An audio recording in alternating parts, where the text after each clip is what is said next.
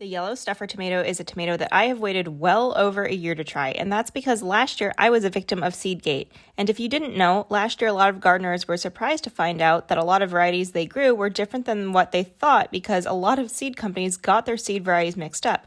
So I ordered yellow stuffer and I grew it, or so I thought, but I noticed that the tomatoes didn't look like what the yellow stuffer were supposed to look like.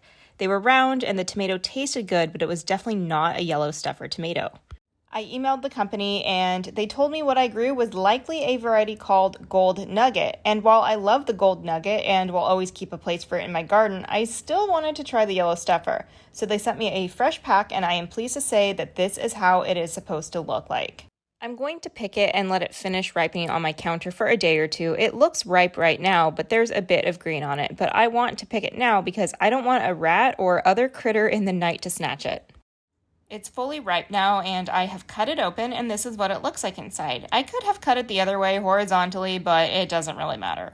I wanted to try this variety because I don't like tomatoes that have a lot of gelatinous substance inside. I like more meaty tomatoes with more membrane. And you could treat these like bell peppers and stuff them and bake them.